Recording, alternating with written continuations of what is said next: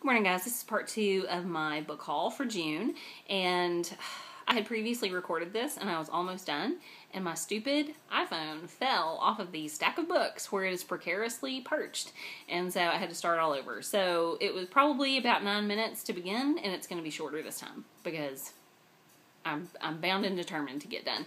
So this part of the book haul are books that I just picked up because they sounded great or I heard about them on BookTube. Some came from the publishers, some came from friends who blog.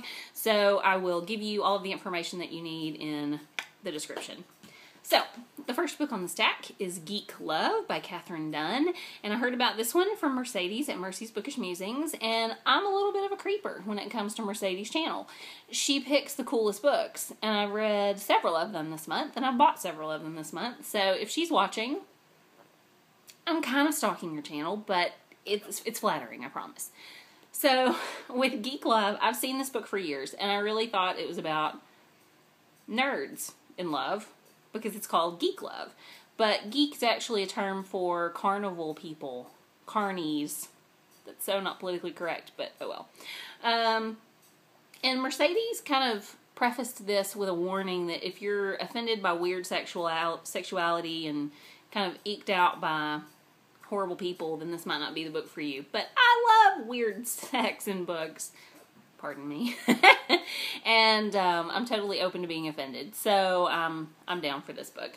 It's about the Benevsky family, a Carney family, and the father actually mixes up all these weird concoctions to give to the mother when she's pregnant to make the weirdest, most grotesque Carney babies ever that will be good carnival circus acts. It sounds awful, but it sounds fascinating. And this was actually a finalist for the National Book Award. So Katherine Dunn, I expect, is doing some good writing and some really innovative stuff in this book, so I'm excited. I also picked up The Tea House Fire, and this is by Ellis Avery, and I can't say that I've ever heard of this book, but it was on sale, and the premise is great, and the cover is gorgeous, so how could I say no? It's about two women in Japan in the late 19th century, and this is as Japan is opening to the West. So it's a real transitional period. It says, wearing a different color kimono can make a political statement. Women stopped blackening their teeth to profess an allegiance to Western ideas, and Japan's most mysterious rite, the tea ceremony, became not just a sacramental meal, but a ritual battlefield. So it sounds awesome. I'm totally interested in Eastern culture. Whether it's China, whether it's Japan, all those kind of Asian countries, I dig them. And I've read a lot about them. And so I can't wait to add this novel to the stack. And it's pretty sizable, so I don't know when I'll tackle it, but sooner rather than later. Also picked up a copy of Slammerkin by Emma Donoghue. And I've read 2 other books by Emma Donoghue, and I was endlessly impressed. I read Room, which tore my heart out, ripped it up and stomped on it. It was a very hopeful book. It ended well. It's about a boy and his mother who were imprisoned by a kidnapper for years and years and years, and it was really hard for me to read, but it was amazing. I also read Kissing the Witch, which is a retelling of fairy tales by Emma Donoghue, and a lot of them have an LGBTQ, lesbian, gay, bisexual, transsexual, queer, put all the letters together, slant, and they are really, really interesting and really insightful, and she does some really innovative things with fairy tales.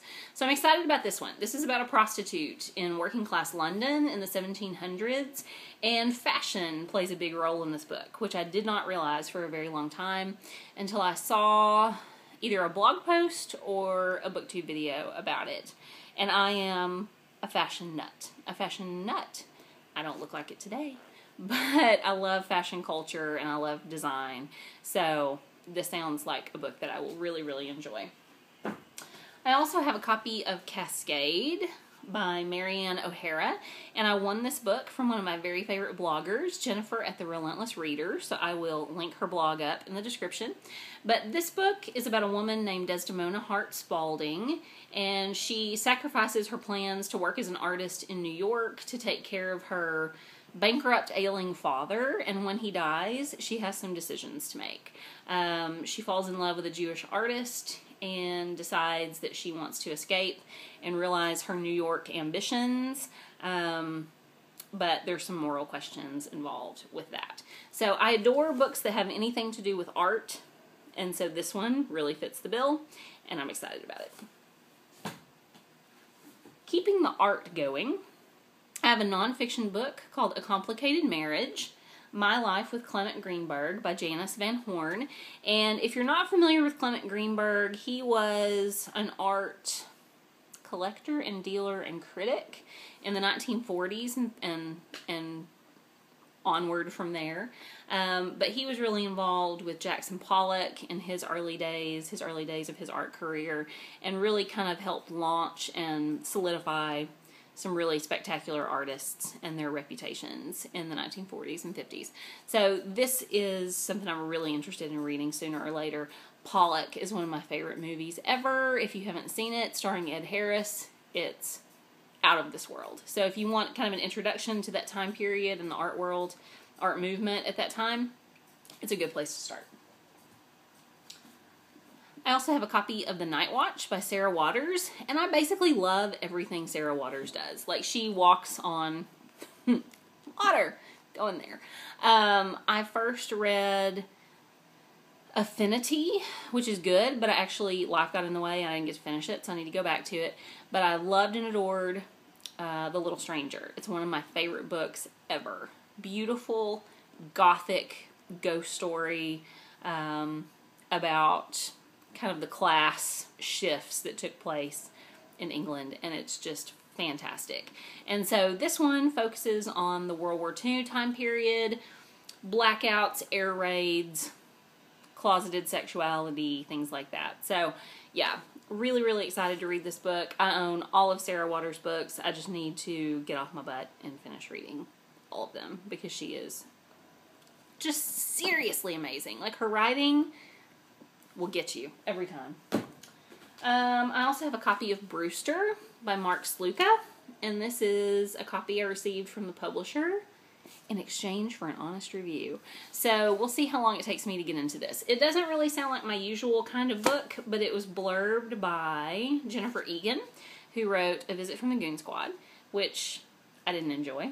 So again, it's a little bit of a risk. We'll see. But this is about 1968. A 16-year-old boy named John Mosier is determined to change with the time. Racked by guilt over his older brother's childhood death, stuck in the den and town of Brewster, New York, he turns his rage into victories running track. Meanwhile, Ray Capiciano, a rebel as gifted with his fists as John is with his feet, is trying to take care of his baby brother, yada yada yada. It sounds like kind of a male-centric coming-of-age book, so it could go either way. I don't know if I like it or not, but I will tell you honestly what I thought when I decide. And last but not least, I kind of gave you a little preview of this in a previous video. This is The Dangers of Proximal Alphabets by Kathleen Alcott. It's another book that I saw on Mercedes' channel, and I've read about 50 pages of it. I stopped to read some other things that I needed to take care of this month, and it's time for me to get back to it. It's a beautiful book. It's a great premise. I won't recap all of it for you, but so far it's a winner, so we'll see if it can carry through to the end. I probably also brought 30 ebooks into the house that were largely free gifts from a friend, so I need to figure out whether or not I can show you those effectively on my Nook. But for now, that is my book haul for June. It is more than big enough. So if you've read any of these books, let me know. I'd love to hear what you think, and have a great day.